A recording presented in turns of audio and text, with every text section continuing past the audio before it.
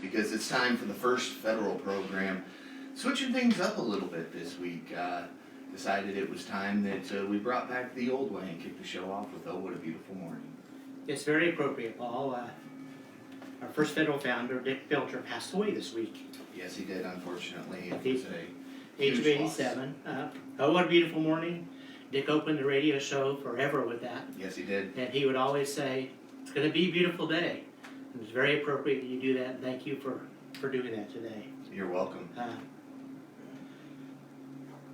Check out our Facebook page. There's a little tribute to Dick there. Talks about his, he's a beloved leader of First Federal Savings Bank, the community philanthropist, veteran, Purdue graduate, had a significant impact on our community. I'd suggest and encourage everybody to look at our Facebook page. There's almost 150 comments out there about Dick's random acts of kindness, and Yeah. he had a significant impact and influence on our community. Yes, he did. He will be dearly missed. We plan on doing some type of dedication memorial in a couple of weeks when it's appropriate. Maybe have some recording of Dick if we can get that. Yeah. Kind of talk about that, but thank you for opening with "Oh, What a Beautiful Morning." You're very welcome. Do any of you play Wordle? Oh, let me first introduce our guests. I'm sorry. We've got Ryan Zimpleman and Sheena Bitterling from Sawyer Smith. We welcome them today. They're going to talk about the insurance industry a little bit, and then they're moved up to Main Street. There's a lot of things going on with them. Great history in the community. So we look forward to that as we get towards the end of the show. So welcome, Ryan and Sheena. Any of you Wordle followers? No. Wordle players? No, I see it pop up on Facebook, and it took me about 6 weeks after it launched to realize exactly why I kept seeing these random things popping up on Facebook. So 2 people in the room raised their hands. Did you know that Wednesday there were 2 answers to the Wordle puzzle? I didn't. Yes. Yeah. Apparently, the New York Times is going through some political correctness, trying to make sure language and words are appropriate. And I think the answers were stove and Harry were the answers for Wednesday. Really? I got the stove one. I think it took me 5. Yeah. But I got it. The Harry means not like, not like Harry Webb, but it's like Sure, you're sure. harried, you're in a hurry, things like that. Okay. But it was the first time that had ever happened, and I guess it was a programming glitch. Interesting. Very interesting. So, in honor of Sawyer Smith and Ryan and Sheena today, we have an insurance trivia question. We'll see if they know the answer too. The first insurance company in the U.S. was co-founded by whom? Ben Franklin? Ben Franklin. Final answer. Okay. Hey, I don't have to play this week. We're gonna have to come up with another one. So Ryan volunteered Ben Franklin right away. Ryan, we can step up to the mic here. Do you know? He didn't even wait for the No. answers. He Do knew. you know the name of the company even, or a little history of that? I believe it was fire around dwelling fire in Boston. Okay.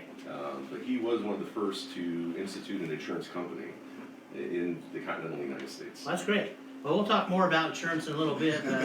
Good, because I'm full of useless knowledge. Well, I just am very grateful that I don't have to try to figure this out. We'll make you guess what were the other possibilities. Okay. So Tanner, how about some sports news? Yeah. NCAA tournament's still going on. Final Four weekend this weekend, and as I was telling somebody the other day, it might have been you, Todd, as chaotic as the tournament's been, you look at the last 4 teams remaining, they're all what we call blue blood programs. Yeah, just what you'd expect. Duke, North Carolina, Villanova, In Kansas. Kansas, those are the ones that are usually people put in their brackets. I mean, historically, they've combined for 17 national championships, 9 of those in the last 22 years.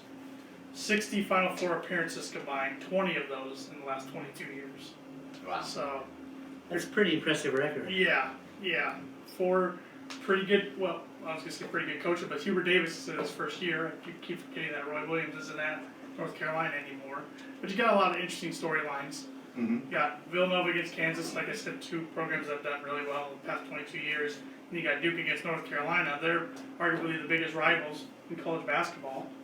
They've never met against each other in the NCAA tournament, and now they're meeting for the first time in the NCAA tournament in the Final Four. So what do you think happens over the weekend? Well, I think Kansas will beat Villanova. I think Villanova's one of their better players going down with a torn Achilles that doesn't do them any favors. And then I think Duke will beat North Carolina, unfortunately. Just given the storyline of Coach K's last year, it's kind of starting to feel like it's destiny for them all of a sudden. And North Carolina did spoil Coach K night, his last home game at Duke about a month ago. So not that we support betting or anything like that. You know, these are Tanner's opinions, or not the Yeah, feelings of management here, right? yeah. Right. So who's the big winner after all? I think if I had to pick right now, then Duke will beat Kansas in the championship. Wow. I hope I'm wrong.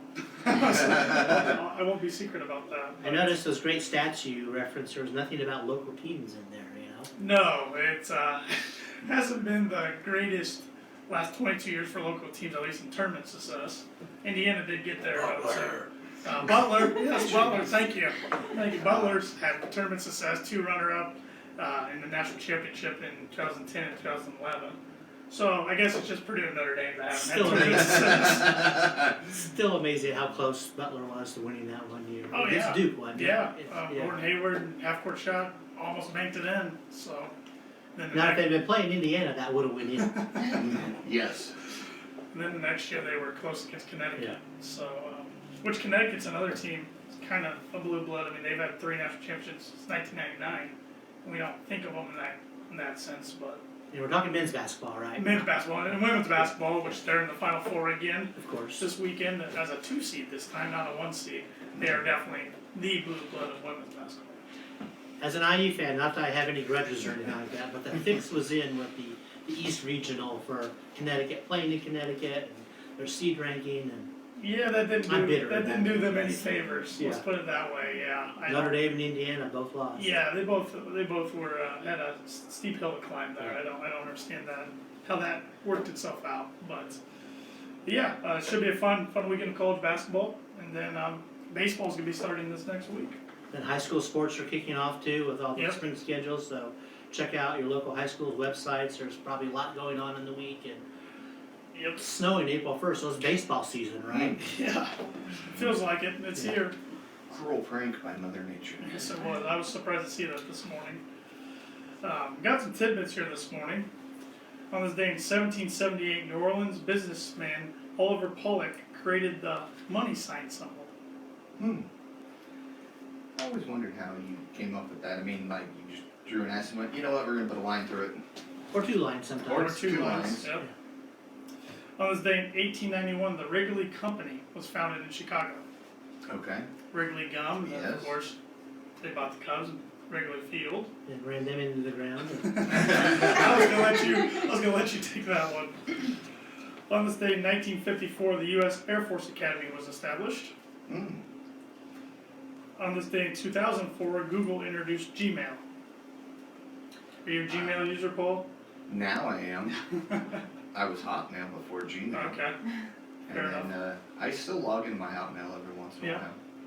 There's never anything there, but. I came across somebody, one of my friends from high school. We were getting ready for the NCAA tournament bracket, so I asked for his email address to sign him up. He had an AOL email address. I knew you were gonna say AOL. That was the popular one. Yeah. Yep. Yeah, today's of course April Fool's Day. Mm-hmm. It's also National Fun Day, Walk to Work Day, which a I little did chilly not. today. It's Poet and a Cupcake Day. I should have looked that one up. I'm Okay. not sure the meaning behind that. National 1 Cent Day, Reading is Funny Day, and National Sourdough Bread Day. I was going to tell you that I've thrown in the towel, Tanner. I'm all Purdue now. You know. I would have figured that one You out figured that pretty one out. quickly, and it's April Fool's. Upcoming events.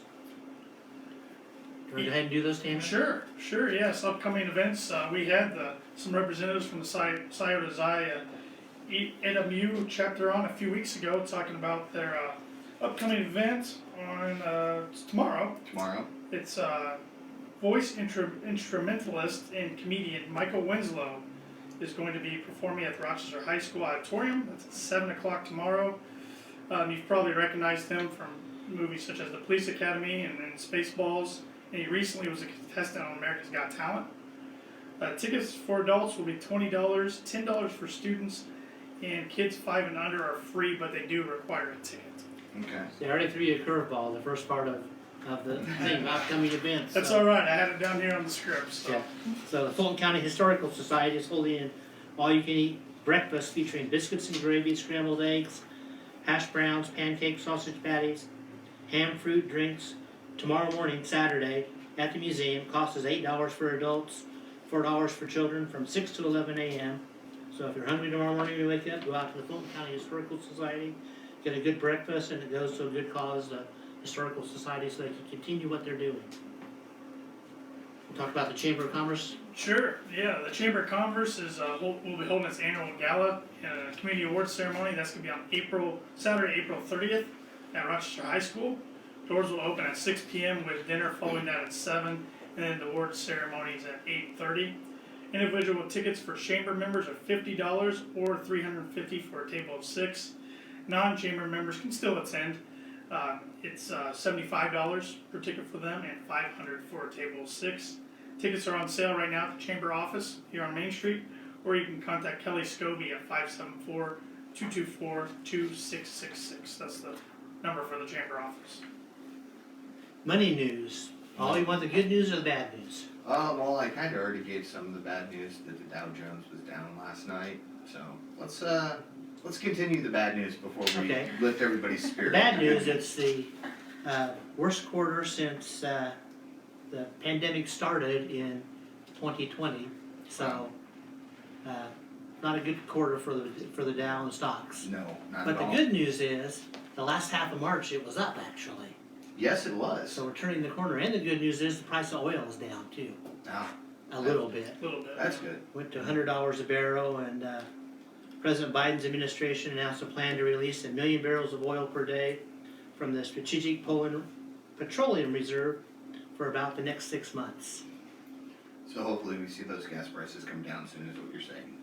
I don't know about that. Like some more smoke and mirrors about that. Sounds good, but will it have an impact, you know? Okay.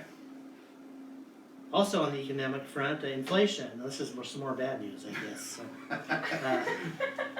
inflation, if you take out food and energy prices, it's soared to 5.4%.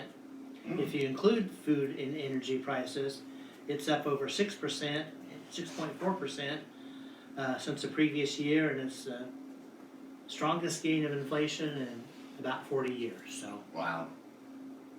Not what I want to hear. think about our opening song this morning. Oh, what a beautiful morning! What a beautiful day! Look at the bright side, right? Yeah. Yes. Anything else you want to add about money news, Paul? Tanner? No. I don't think I have anything this morning. We welcome our guests today here. We have Ryan Zimpleman and Sheena Bitterling. Welcome. Good morning. Thanks for having us. Why don't you talk a little bit about, they're from Smith Sawyer Smith, going to talk about insurance today. You have roles at Smith Sawyer Smith. Why don't you talk about what you do and maybe a little of your background, and so we can get into some history of Smith Sawyer Smith and just go from there. Well, thanks for having us.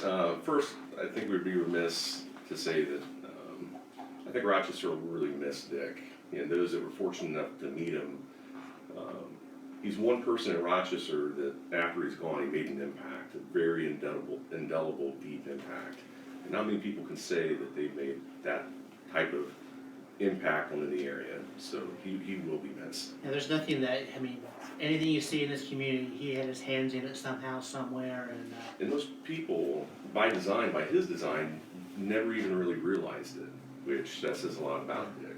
very humble to himself, and just did all the right things. And not to get religious here, but I think, you know, he's in heaven now, and he was greeted probably with well done, good and faithful servant, and a role model for all of us in the community, that if we can strive to accomplish a little bit of what he did, we'll all make the world a better place. Absolutely. Absolutely. Well, about Smith Sawyer Smith. Smith Sawyer Smith has been in the community since 1925, and it started on 8th Street by the DMV. by the Jones family, Jones and Jones Jr. And over the last 100 years, we've moved about a block down the street and purchased the old bank building, which used to be the Farmers and Merchants building, I believe. You have a brand new location, so I know you've done a lot of work there. Tell us about the ideas of moving there and some of the probably trials and tribulations that you went into getting the move all situated. Everybody says buying an old building is fun, but it's at work. It's our home, and I don't think it'll ever be done. But it's a huge step up from where we were, just because now we have the room to expand. At the point where we were just around the corner here, we ran out of room, which is a great problem to have. And we're lucky enough that we only had to move about 50 feet. And the good thing is you're right next to the radio station here, so you actually beat us here today. Yeah. So anything else about the move? You're more visible to your customers for one, maybe easier access because you've got a main street there. It is, for us, it was a space, and when you come into our building now, it really does feel like a home. You have like a feeling, a gravitas that we didn't have before. So it's really nice to have that. It's allowed us to kind of spread out a little bit with our personnel, and I think that it really helped deepen our culture within the last 2 years. It's been 2 years since you moved, right? Is that time flies, A doesn't it? little over. We moved on Valentine's Day. Okay, Valentine's Day. Yeah. So your anniversary just passed. So yeah, and everybody's Valentine's Day plans that year were moving. So our spouses, our kids, all of them were pushing stuff down the sidewalk. It was COVID It was then, so you great. really couldn't do anything else, right? So you have a new workspace then too, probably, yes, yes, we do. And then part of that move was we were able to, in the old office, everybody was kind of just on top of each other.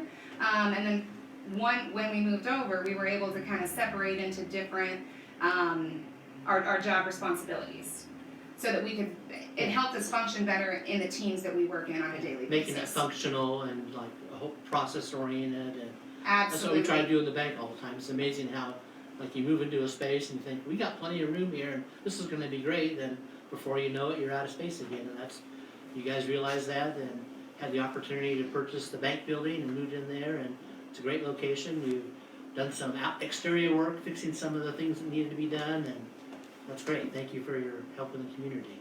And interior work and plumbing work and roofing work. Yeah, that's all the stuff nobody sees behind the scenes, but that's all the things you probably have insurance claims on from the average citizens out there. Yes. So let's talk a little bit about the Smith Sawyer Smith business, the history, and you have lots of specialties, and I know you're kind of expanding into some new areas. Let's talk about that a little bit. Well, approximately since 2013, 95% of our revenue came from the confines of Fulton County, the county lines. And one thing we identified was we need to increase our footprint. So during that time to now, and I think we had, I believe, 3 to 4 support staff and maybe 7 to 8 people total.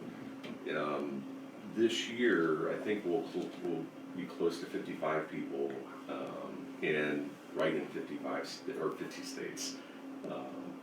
I think that what we're doing, the expansion, in one way is targeting specific areas. Like, we're very good in a few areas. We're good in everything, but we're also very good in some niche areas, and I think that that's what we're trying to hammer out with our brands to push. And Sheena's a big part of that. Maybe she can discuss kind of that strategy. So INBIG, or the National Builders Insurance Group, is a division of Smith, Sawyer, and Smith, and we specialize in writing contractors. We also do hardware stores, lumber yards, building material dealers. Basically, we insure those who build America. And like Ryan said, we write in all 50 states. There's a great need for that because, everybody that's doing the plumbing work, the electrical work, the general contracting, the building of, America, there's great needs out there for insurance because they have perils just like everybody else does, right? Yeah, and a lot of them are business owners that they want to do what they love. So it's HVAC or it's construction, not insurance. So I always tell my people, I'm here to know insurance so that you don't have to. You can do what you love and I'll do what I love. So you act in kind of a consultative manner then to help them out, Absolutely. understand what their needs are, and then tailor programs to meet their needs. Well, that's the goal, is that we are a consultant for our clients, and they're able to come to us and say, hey, I'm thinking about picking up a new business exposure. How's this going to affect me on the insurance side? So just give Sheena a call and your team at Smith Sawyer please Smith, do. right? Yeah. Yes, absolutely. What's your background in insurance and maybe history with Smith Sawyer Smith? Sure. So I actually ran against Ryan in a county council election, Okay. and after he beat me, he brought me in for an interview. Interesting dynamics. And Yes. you're still talking, which is great, you know? Oh yeah, yeah. Turns out we get along pretty well. It's great. Most days. But I started with Smith Sawyer and Smith in claims. Okay. And that's been super helpful throughout my insurance career because that has more to do with not so much about how policies are written, but how coverages actually apply in real life situations. And from there I moved into what we call marketing. So that's where we're actually writing the policies. And now I'm more on the client facing role where I'm acting as that consultant. And then I'm working with my marketing team and my claims team as I'm trying to make sure that we're meeting all of our clients' needs. And I'm not addressing asking you their to issues. disclose things like this, but contractors, you probably have a pretty large book of business with the contractors, I assume. We absolutely do. Yeah. Yes. Yeah. And all great people. And So if you're a contractor out there and not sure, you know, what your needs are, if you're covered right, what should they do? Call us. call us. Yeah. And I always tell people I hate the word sales. I'm not here to necessarily sell you anything. I'm here to talk to you about what the risks are, what your exposures are. I can recommend things. You tell me what your priorities are, and we'll get it worked out. Great. So how would one reach you? Call me at 574-223-2166, and then ask for Sheena. Okay. Always ask for Sheena. I'm sure you can help people out. Yeah, a couple things that people may not know recently is that we are, I believe, the largest veteran-owned agency in the state. And I think that people also don't know that over the last 8 to 10 years, we built out a stable of companies, because that is the backbone of independent insurance, is to get the companies that will compete for the business. And I think that what we've built in the last 10 years here on Main Street in Rochester now is like it's probably one of the strongest agencies in north central Indiana. And that's not hyperbole. And I'm proud to say that we built out here in Rochester. And every time we have companies, big multi-region, or national companies come here, they're absolutely dumbfounded at the size we're able to get and the strength here in small town America. And that's something to be proud of. Well, we see that too with, you know, Dick Belcher's First Federal Savings Bank. I mean, he saw that opportunity and saw the needs, and just like you, Smith Sawyer Smith, there's needs in north central Indiana that a bank like ours and an insurance company like yours can meet. And it's also great, just from being born and raised in Rochester, Indiana, for those of us that want to stay here, that want to raise our families here, that we have the opportunity to work at places that are able to provide us with that kind of reach and still have our small towns and the family lives that we want to have. So there's a lot changing in the insurance industry world, right, Ryan? We're talking with Ryan Zimpleman and Sheena Bitterling from Smith Sawyer Smith. Would you tell us about some of the transitions that are happening in the insurance industry? Well, to continue on the bad news, we're seeing more change here in the last 2 years within our industry, the insurance industry, that we've seen in the last 50 to 75 combined. It's that fast right now. Yeah, we saw this starting before COVID, but COVID just was a catalyst to speed it up. And what we're seeing now with inflation, because insurance is just protecting valuation or making you whole in case of loss. Now that with inflation, everybody's home's going up, everybody's like trying to get a car. It's, these valuations going up, which means your insurance is going to go up. Just because the amount to make you whole, what's a 2x4 4 years ago and what's a 2x4 today? 3 to 4 times. Isn't it? Exactly. Yeah. So with that, all the claims that we're seeing are being maxed, all the coverages that normally wouldn't be are reaching the maximum threshold now. The reinsurance, which controls a lot of the pricing in the market, these are the huge, biggest insurance companies in the world. They insure insurance companies, and they take a lot of the risk as well. They are pushing pricing up even further. So for us, we're in a good spot because in the independent world, we utilize probably 120 different companies in any given month. And when one company gets a little squirrely, we can work around and find somebody that actually hasn't taken rate increases or minimal. So rates are going up, unfortunately, and valuations are going up. So people are going to be looking, they're going to be opening up their renewals and be shocked. 10% increases in insurance is going to be an average. So that is like we're preparing our clients for that, and we're actively trying to beat down the pricing before it happens in our renewals. So everybody has a unique story, it seems like, and you have 120 companies that you can help cover those unique stories. So anybody has any inquiries about their insurance status, give Sawyer Smith a call. And what's the number again? 574-223-2166. So what else is happening in the insurance industry, Ryan? One big story is they lost $300 million worth of cars in the Atlantic. I saw that. And that's one of the biggest insurance claims of the year.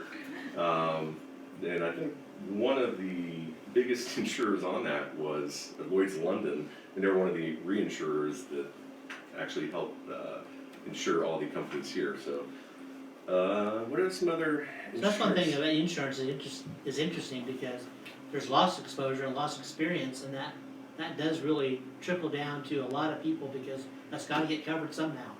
Absolutely, and as people, and this is true for businesses and just your personal home policies, as you're opening your renewals, if you are shocked, we're seeing an increase in CATs, so catastrophic events, so like the hurricanes, the windstorms, and then also society is getting increasingly litigious, so we're seeing more and more lawsuits, which is driving up the amount of those losses as well, and that's reflected across the board.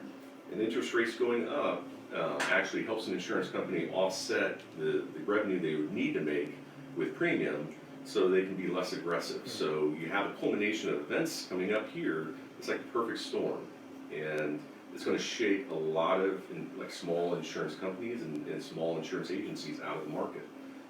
We saw this in the mid-90s with grew up on a farm up in Fulton, Indiana, when it shook a lot of farmers out, a lot of pigs, when pricing went down to 9 to 12 cents a pound. So we're starting to see those type of reverberations in the financial sector now, and it's the Wild West. It is absolutely the Wild West. Well, thank you, Ryan and Sheena. We appreciate your time this morning. And Ryan, why don't you give a little bit of your background? I skipped that part earlier. How long you been in Miss Sawyer Smith? And I joined January 2nd of 2012. okay. And I worked in Warsaw with Ameriprise Financial, and I came to Sawyer Smith to open up our investment arm to start it. And when I got to the agency, that's exactly what happened. I tried to keep my mouth shut for, instead of open my mouth and prove how stupid I was. But you knew the insurance answer. I would give yourself more credit, but I saw an opportunity to make an impact far greater on the insurance side and build something far greater than I could anywhere else on the insurance side. And once we got our arms around it, and once we could build a core group of people within our agency, all bets are off. It's fun, it's dynamic, and we can't do it without the people we have in our agency. That's the one thing, if I had to describe Sawyer Smith, it's a culture within our walls. And it's taken years to build that, and we rapidly protect that. But I'm just the chief antagonist. That's, the staff is the background of where we are today. So true, even in that too. So thank you, Ryan. Thank you, Sheena, for your time today. I didn't want to Tanner because I skipped over the first federal part here. We are open today and tomorrow, usual hours. You can bank with us 24/7. We offer Simply Free checking accounts, Simply Free business checking accounts. Now if you open an account or refer a friend, you get a bento box, which is kind of a real fancy lunch box. That's a free gift you get. We have extended our purchase and refinance special through April 15th, where there's $500 off standard closing costs. And we do have a new program, Roundup Checking, where you can use your debit card for a transaction and round up to the nearest dollar amount. That money can be transferred to another checking account or to a savings account to save for that dream vacation or add to your Christmas club to buy Paul better presents, you know, at the end of the year. Yeah, Tanner. I So- expect better gifts this year. We're starting to get some traction on the Roundup checking program, so it's a great way to save. We also offer commercial loans through Lindy Breeden, and our financial services through Mark Blubaugh and Brian Bell. We're there to help you out. You can like us on Facebook, follow us on Twitter, Instagram, LinkedIn, and subscribe to our YouTube channel. And maybe make a plug for our YouTube channel. Take a look at that because there's lots of older videos out there with Yeah. Dick in there, and it's something good to see. I watched a couple of them yesterday just to kind of jog my memory of some things, and it's I encourage people to go look at our YouTube channel. Now, this comes directly from Dick. We're the only locally owned bank in Fulton County. We don't want to be the biggest bank, just the best. Absolutely. Borrowers must meet underwriting guidelines. We are FDIC insured and an equal housing lender, and our MLS number is 399927. We're going to close today with a Dick always has lots of words of wisdom. He's Oh, yes. very absolutely. simple and straightforward, and he always shares his opinions with you and let you know where he stood, which is a good thing. Our words of wisdom are closing with Dick tonight. Leave it better than you found it. I love those words of wisdom. You'll probably see that a lot in our social media posts in the future. Yeah. Leave it better than you found it. Thank you, Dick Belcher. Thank you, Dick Belcher. Thank you guys for coming in, and I know this has been a tough week, and we appreciate you guys still coming in. Thank you, and we'll see you next week.